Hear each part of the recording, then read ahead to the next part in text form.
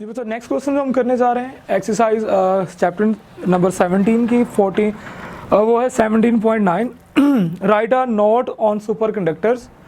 जी superconductors क्या होते हैं? हमने इस चैप्टर के अंदर पढ़ा कि सुपर कंडक्टर्स ऐसे मटेरियल्स होते हैं जिनकी जो रेजिस्टिविटी है वो एक सर्टेन टेम्परेचर के ऊपर, एक ख़ास टेम्परेचर के ऊपर आके ज़ीरो हो जाती है। यानी कि उस टेम्परेचर के ऊपर आके कोई हीट लॉस नहीं होता, कोई रेजिस्टेंस नहीं होती, तो करंट जो है वो इनफाइनाइटली यानी कि इनफाइनाइटली जो है वो कंटिन्यू रहता है। तो ऐसे जो कंडक्टर्स होते हैं उन्हें कहते हैं हम superconductors.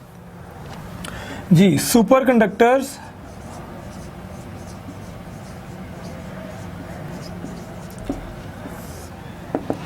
those materials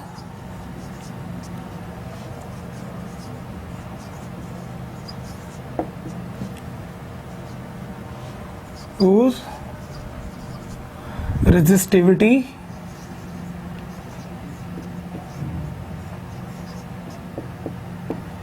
becomes zero below a certain temperature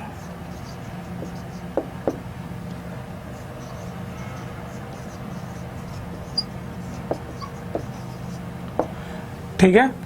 यानी ऐसे मटेरियल जिनकी रेजिस्टिविटी एक खास टेम्परेचर से नीचे क्या हो जाती है, जीरो हो जाती है, और नाम देते हैं हम किसका? सुपर कंडक्टर्स का। तो बच्चों सुपर कंडक्टर्स जो हैं सबसे पहले डिस्कवर्ड किए थे कैमरलिंग ऑन ने, कैमरलिंग ऑन्स इन 1911।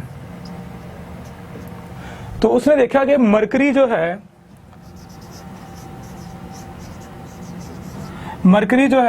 वो 4.2 केल्विन के ऊपर आके उसकी जो रेजिस्टिविटी है वो जीरो हो जाती है, यानी कि उनकी रेजिस्टेंस जो है वो क्या हो जाती है? जीरो। ठीक है। तो कैमरलिंग ऑन जो था इसने डिस्कवर किया 14 यानी कि 4.2 केल्विन के ऊपर आके मरकरी की जो रेजिस्टेंस थी वो क्या होगी? जीरो होगी। ठीक है। इसके अलावा एल्यूमिनियम जो है उसकी रेजिस्टिविटी 1.18 के ऊपर आके या 1.8 के ऊपर आके जो है 1.8 केल्विन के ऊपर आके उसकी रेजिस्टिविटी क्या हो जाती है? जीरो हो जाती है। ठीक है।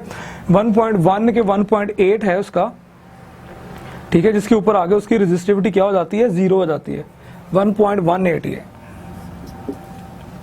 और इसके अलावा जो है और भी हमारे पास सुपर कंडक्टर्स हैं जिनकी रेजिस्टिविटी जो है वो एक खास टेम्परेचर के ऊपर आके, सर्टेन टेम्परेचर के ऊपर आके उनकी रेजिस्टिविटी क्या हो जाती है? जीरो हो जाती है। ठीक है। तो ऐसे जो मटेरियल्स हैं या ऐसे कंडक्टर्स हैं उन्हें हम नाम देते हैं किसका? सुपर कंडक्टर्स का। इसके अलावा 1986 के अंदर जो है साइंटिस्ट जो है इन्होंने एक ऐसा कंपाउंड जो है, एक ऐसा मेटेलिक अलॉय जो है वो डिस्कवर किया जिसे नाम देते हैं यूट्रियम बेरियम कॉपर ऑक्साइड का, यूट्रियम बेरियम कॉपर ऑक्साइड। ठीक है। अगर इसका केमिकल फार्मूला आप लिखना चाहो तो वो भी लिख सकते हो, YB3 ओके BA3C3O7। ठीक है। ये एक ऐसा मेटालिक अलॉय है जिसकी जो रेजिस्टिविटी है वो जीरो हो जाती है एट 125 केल्विन, यानी 125 केल्विन के ऊपर आके ये जो अलॉय जो डिस्कवर किया गया 1986 के अंदर, इसकी रेजिस्टिविटी भी जो है वो क्या हो जाती है? जीरो हो जाती है खास टेम्परेचर के ऊपर, यानी वो खास टेम्परेचर जो है 125 केल्विन है। और बच्चों वो टेम्परेचर जिसके ऊपर यानी जिसके बिलो जो है किसी भी कंडक्टर की रेजिस्टिविटी जीरो हो जाए उस टेम्परेचर को नाम देते हैं क्रिटिकल टेम्परेचर का। क्रिटिकल टेम्परेचर उसको नाम देते हैं क्रिटिकल टेम्परेचर का, यानी वो टेम्परेचर जिसके बिलो जो है किसी भी कंडक्टर की रेजिस्टिविटी क्या हो जाती है? जीरो हो जाती है, तो उसको नाम देते हैं किसका? क्रिटिकल टेम्परेचर का। तो वो मटेरियल्स जिनकी रेजिस्टिविटी एक खास टेम्परेचर के बिलो क्या हो जाती है? जीरो हो जाए, उसे नाम देते हैं सुपर कंडक्टर्स का। अब अगर हम इनकी एप्लीकेशंस की बात करें तो सुपर कंडक्टर्स जो हैं ये बहुत सारी जगहों पे अप्लाइड होते हैं, इनकी बहुत सारी एप्लीकेशन है, जैसा कि MRI कभी किसी ने करवाई हो ब्रेन की, मैग्नेटिक रेजोनेंस इमेजिंग इसका नाम देते हैं, magnetic resonance imaging.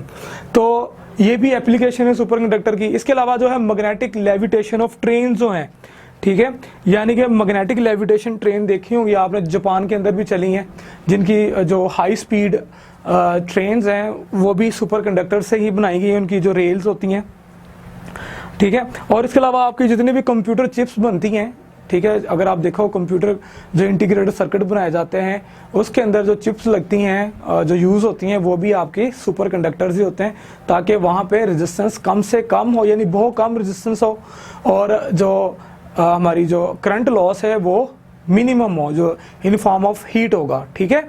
So these are the some applications. MRI है, मैग्नेटिक ट्रेन लेविटेशन या मैग्नेटिक लेविटेशन ऑफ ट्रेन है, और कंप्यूटर चिप्स हैं, ये आपकी सुपर कंडक्टर्स की एप्लीकेशंस के अंदर आता है। तो सुपर कंडक्टर्स को आप अपनी वर्डिंग में भी डिफाइन कर सकते हैं, दो सब्सटेंसेस, दो materials whose resistivity becomes zero at some critical at some temperature या बिलो सम टेम्परेचर, उसे नाम देते हैं हम किसका, सुपर कंडक्टर्स का, और वो टेम्परेचर कहलाता है क्रिटिकल टेम्परेचर। और हर एक मटेरियल के लिए खास टेम्परेचर होता है, जैसे कि मरकरी के लिए 4.2 केल्विन है, एल्युमिनियम के लिए 1.18 है। इसी तरह जो कंपाउंड जो डिस्कवर हुआ 1986 के अंदर, हीट्रियम, बेरियम, कॉपर ऑक्साइड, उसका जो टेम्परेचर है वो है क्रिटिकल टेम्परेचर 125 केल्विन। तो ये तमाम टेम्परेचर्स के ऊपर जो है ये तमाम सब्सटेंसेस, इनकी रेजिस्टिविटी क्या हो जाती है, जीरो हो जाती है, ठीक है। यानी कि जो करंट लॉस है वो क्या हो जाता है, मिनिमम वेरी मिनिमम हो जाता है, जिस वजह से वो उसके अंदर जो बहने वाला करंट है वो मैक्सिमम रहेगा और वो इनफाइनाइटली क्या करता रहेगा, फ्लो करता रहेगा।